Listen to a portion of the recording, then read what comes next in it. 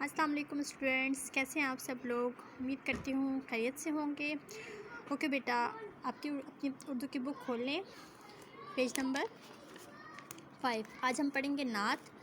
ठीक है, तो नात में देखें, आपको पता है ना सबको कि नात किसे कहते हैं। वो नज़म जिसमें हज़रत मोहम्मद सल्लल्लाहु अलैहि वसल्लम की तारीफ़ बयान की गई हो उसे नात कहते हैं। ठीक है, ये तो हम मन से पढ़ते आ रहे हैं। आप सबको पता होगा कि हम में अल्लाह ताला की तारीफ़ की बयान की जाती है और नात में हज़रत मोहम्मद सल्लल्लाहु अलैहि वसल्लम की तारीफ़ बयान की जाती है। ठीक है बच्चों, तो इसकी रीडिंग करते हैं, साथ साथ मैं आपको समझाऊंगी भी। ठीक है, वो नबियों में रहमत लक़ब पाने वाला, मुरादे गरीबों की बर लाने वाला, मुसीबत में गैरों के काम आने वाला, वो अपने पराए का गम खाने वाला, फ़कीरों का मलजा, ज़ईफ़ों का मावा, यतीमों का वाली, ग़ुलामों का मौला। ठीक है बेटा, तो ये हज़रत मोहम्मद सल्लल्लाहु अलैहि वसल्लम की तारीफ़ बयान की है शायर ने। ठीक है, कि वो नबियों में रहमत लक़ब पाने वाले, यानी तमाम नबियों में वो रहमतुल लिल आलमीन का लक़ब पाने वाले थे। ठीक है, गरीबों की जो मुरादें थी, यानी जो उनकी ख्वाहिशें थी, वो पूरी करने वाले थे।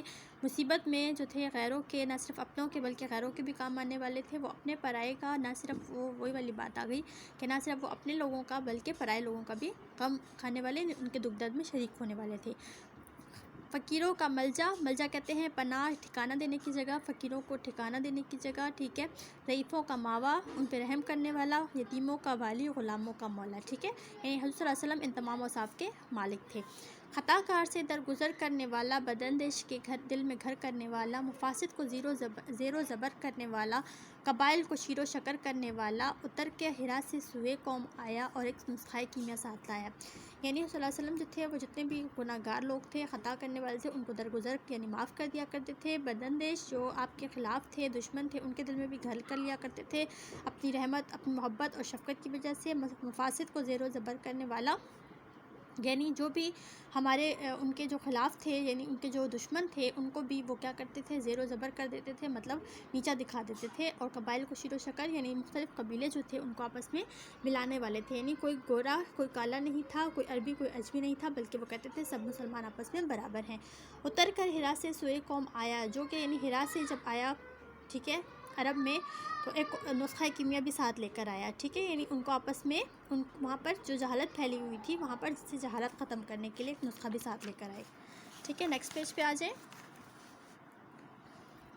मिस खाम को जिसने कुंदन बनाया, खरा और खोटा अलग कर दिखाया, अरब जिस पे कर्नों से था जहल छाया, पलट दी सब बस एक आन में उसकी काया, रहा डर न बेड़े को मौजे बला का, इधर से उधर फिर किया गया रुख हवा का। ठीक है, तो आखिरी बंद में शायर कहता है कि मिसखाम को उसने कौन, यानी जो अरब के लोग थे जो जहालत में डूबे हुए थे, उनको उन्होंने ऐसा कर दिया जैसे कुंदन खालिस सोना। ठीक है, खरा और खोटा, यानी जो सच्चे और झूठे में पहचान करके उनको अलग अलग करके बता दिया। अरब जिस पर कर्नों कहते हैं सदियों को, अरब जो था जिस पर सदियों से जहालत फैली हुई थी, जहालत का साया जो है वो छाया हुआ था, उसकी काया पलट दी उन्होंने। और किसी को किसी बात का डर नहीं रहा, किसी को किसी तकलीफ़ परेशानी का डर नहीं रहा। इधर से फिर गया रुख हवा का, यानी देखते ही देखते वहाँ की हालत जो थी हज़रत मोहम्मद सल्लल्लाहु अलैहि वसल्लम ने बदल दी। यानी वहाँ अरब के लोग जितने भी काफिर थे, ठीक है, और कफ़ार थे, उनको मुसलमानों में तब्दील कर दिया, मुसलमान में बदल दिया।